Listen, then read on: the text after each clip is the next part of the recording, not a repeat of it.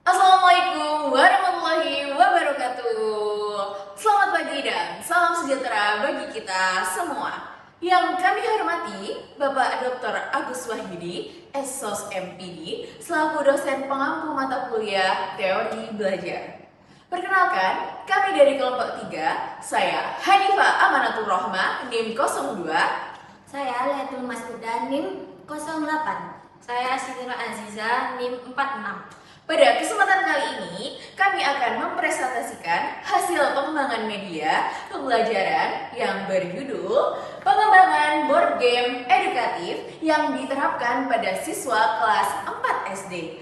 Tanpa berlama-lama lagi, kita akan membahas slide selanjutnya. Pada pendidikan kali ini, kita akan mempresentasikan media apa yang baik untuk diterapkan di kelas 4 SD. Kita memilih ular tangga. Kita sudah membuat ular tangga yang mana ular tangga ini akan kita terapkan untuk media pembelajaran. Kita memilih media pendidikan karakter. Kenapa pendidikan karakter? Karena pendidikan karakter itu sangatlah penting untuk ditanamkan kepada siswa-siswa SD. Pembelajaran di kelas itu masih banyak menggunakan metode ceramah, masih menggunakan metode lama yang sehingga membuat anak itu cepat bosan, cepat ngantuk, intinya malas untuk belajar. Untuk itu kita perlu membuat media yang biar bisa anak itu tidak bosan. Kita membuat media ular tangga. Bagaimana caranya?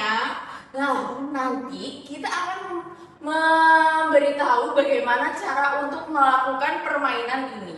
Kita lanjut slide selanjutnya. Lalu, tujuan memiliki 3, yaitu tujuan yang pertama yaitu mengembangkan board game edukatif sebagai media pembelajaran pendidikan karakter. Media yang dibuat agar proses belajar kita tidak hanya menggunakan metode ceramah, tetapi juga melalui permainan yang menyenangkan sehingga siswa tertarik mengikuti pembelajaran. Lalu tujuan yang kedua menanamkan nilai disiplin, tanggung jawab, dan kerjasama, yaitu siswa harus mengikuti aturan permainan, menyelesaikan tugas dengan baik, serta bekerja sama dengan anggota kelompok. Dari aktivitas tersebut, siswa belajar menerapkan nilai-nilai karakter secara langsung, bukan hanya memahami teori. Lalu yang ketiga, meningkatkan keaktifan dan partisipasi siswa dalam pembelajaran, yaitu dengan adanya permainan, siswa lebih berani bertanya, menjawab pertanyaan, berdiskusi, dan terlibat aktif selama proses pembelajaran berlangsung. Jadi, pembelajaran menjadi lebih hidup dan tidak membosankan. Jadi banyak anak-anak itu introvert, dia itu malu untuk bertanya, susah untuk berbaur dengan teman-temannya. Dengan metode ini kita bisa menimbulkan anak-anak yang introvert, anak-anak yang pemalu, dia itu bisa bertumbuh kembang bersama dengan teman-temannya. Lanjut slide berikutnya. Manfaat bagi siswa apa sih? Ular tangga. Lah, siswa itu bisa memiliki kerjasama yang kompak, yang bagus untuk siswa itu. Nah, kalau untuk guru, manfaatnya apa sih ular tangga itu? Supaya guru itu nggak monoton terus kayak harus belajar, terus habis itu ya bener kata atur kayak ceramah aja gitu. Kan monoton banget buat siswa SD, apalagi kelas 4 pasti kan dia kan punya bosan, punya jenuh. Lah kita harus speaking. Terus lah orang tangga ini kan gak cuma bermain, tapi dia ada Ilmunya juga. Terus bisa gimana caranya bekerja sama, kerja kelompok, cara berpikir supaya menang. Nah gitu.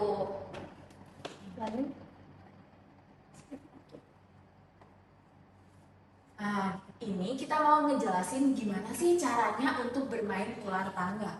Pastinya ular tangga tidak lain tidak bukan kita harus menyiapkan dadu. Kalian tahu kan dadu itu seperti apa? Kalau kalian tidak punya dadu, kita cukup membawa penghalang hapus mini aja, kita kasih butir-butir 1 sampai 6. Lalu kita menyiapkan pionnya. Pion di sini itu untuk siapa itu pemainnya. Nah, di sini coba kita lihat. Di sini ada tanda tanya. Nah, gimana cara tanda tanyanya ini mainnya, Kakak? Kita cukup membuat melempar dadu. Jadi jadi ini akan bermain tim. Jadi setiap tim itu terdiri 3 sampai 5 orang. Kemudian ketika si tim itu mengocok dadunya, keluar 3 misalnya, 3. Dia mainnya 1, 2, 3, udah berhenti ke 3. Berarti dia aman, nggak dapat pertanyaan. Lalu bagaimana kalau misalnya dia dapat pertanyaan, Kakak? Berarti kita di sini menyiapkan banyak pertanyaan-pertanyaan berupa seperti card. Jadi di sini ada pertanyaan yang mana pertanyaan ini bisa dijawab oleh satu kelompok itu. Setelah satu kelompok itu menjawab, dia contoh ini ya, saya bacakan. Aku mau ngambil yang kerjasama. Soalnya saya bacakan, temanmu kesulitan memahami materi pelajaran. Apa yang kamu lakukan? Kemudian si anak itu menjawab, yang aku lakukan membantunya. Betul kan jawabnya seperti itu? Nah, kita sebagai guru merefleksi apa jawaban murid itu. Memang sudah benar jawabannya, kita menambahi yang lebih benar lagi. Jawabannya kita akumulasikan ke kehidupan sehari-hari si siswa tersebut. Jadi tidak hanya si siswa saja yang menjawab, tapi guru di situ juga berperan aktif. Seperti itu. Lalu bagaimana kalau misalnya anak itu menang? Dia dapat apa, Kak? Gitu. Kita cukup memberikan reward. Reward tidak harus berupa hadiah. Kita memberikan reward berupa ucapan, wah hebat sekali, kamu pintar sekali, atau kita mengaplos tepuk tangan. Jadi itu tergantung apa yang guru itu berikan, apa yang mau guru itu aturkan di sini. Jadi aturannya itu tergantung nanti gurunya, terserah. Tapi kita membuat aturan seperti itu. Baik, lanjut di slide berikutnya.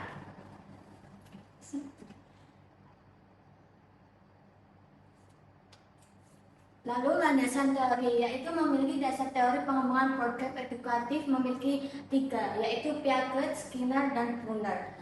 Piaget, teori yang pertama adalah teori konstruktivisme dari Jean Piaget. Menurut Piaget, siswa akan lebih mudah memahami materi apabila mereka belajar melalui pengalaman secara langsung. Oleh karena itu, board game dirancang agar siswa memperoleh pengalaman belajar sambil bermain dan membangun pengetahuan mereka sendiri melalui interaksi dengan lingkungan dan teman-temannya. Lalu Skinner, teori yang kedua, teori behaviorisme dari B.F. Skinner. Dalam teori ini dijelaskan bahwa perilaku seseorang dapat diperkuat melalui pemberian penguatan atau reinforcement. Pada board game, guru dapat memberikan pujian, apresiasi, sehingga meningkatkan motivasi belajar. Lalu ketiga, teori Brunner.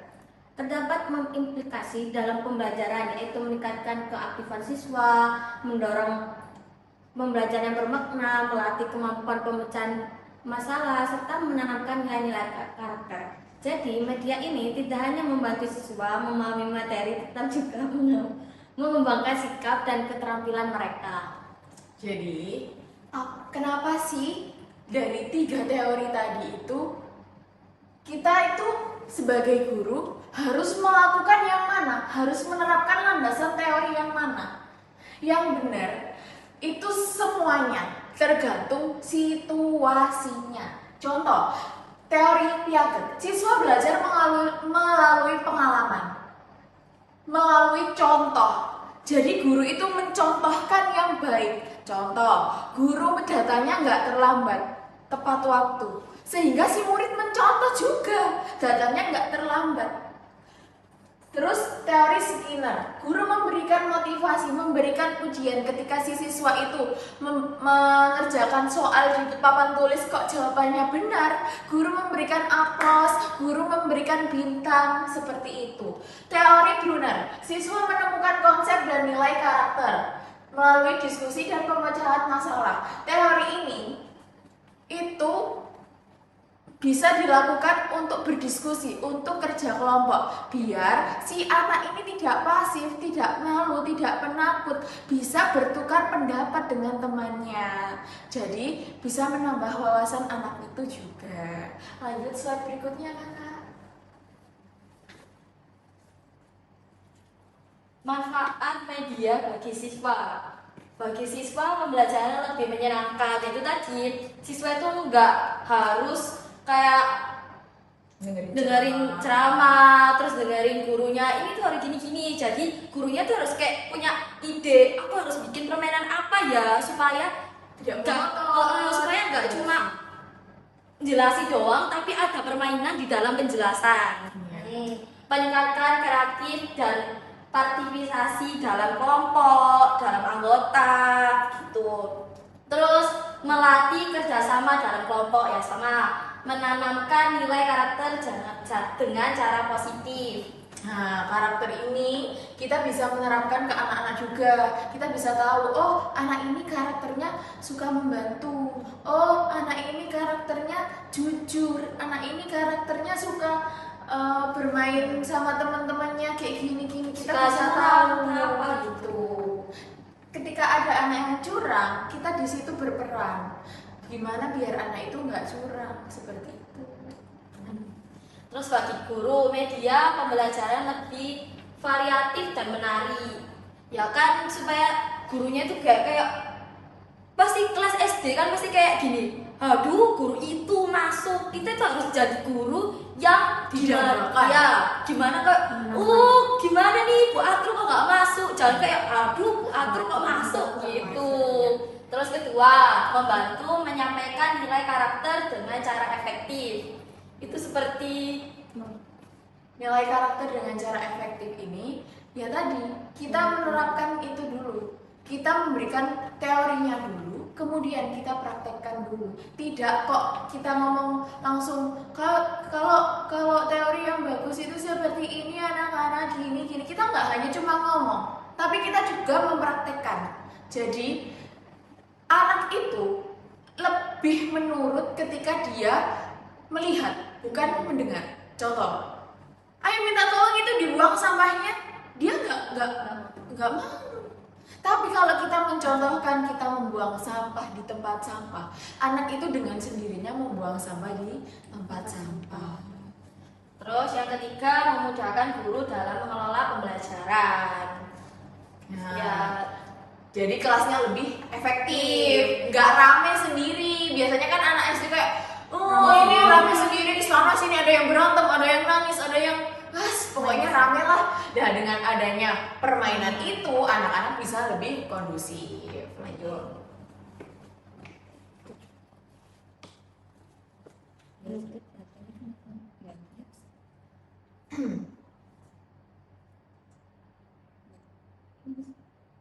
Lalu kesimpulan dari pembahasan awal sampai akhir, melalui permainan ini siswa tidak hanya memperoleh pengetahuan tetapi juga belajar menerapkan nilai-nilai karakter seperti disiplin, tanggung jawab, dan kerjasama dalam kegiatan belajar sehari-hari. Selain itu, penggunaan board game mampu meningkatkan keaktifan siswa karena mereka terlibat langsung dalam permainan, berdiskusi, menjawab pertanyaan, serta bekerja sama dari teman lainnya.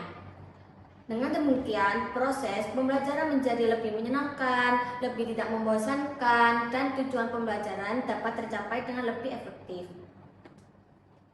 Baik, karena sesi presentasi sudah selesai, maka kami akan mengucapkan terima kasih kepada teman-teman semua yang telah menyempatkan waktunya beserta Bapak Dr. Agus Wahyudi yang telah menyempatkan waktunya untuk mendengarkan presentasi dari kami. Apabila dalam penyampaian maupun isi presentasi kami masih terdapat kekurangan, kami mohon maaf yang sebesar-besarnya. Demikian presentasi dari kelompok kami. Wassalamualaikum warahmatullahi wabarakatuh. Ayo gambreng, gambreng,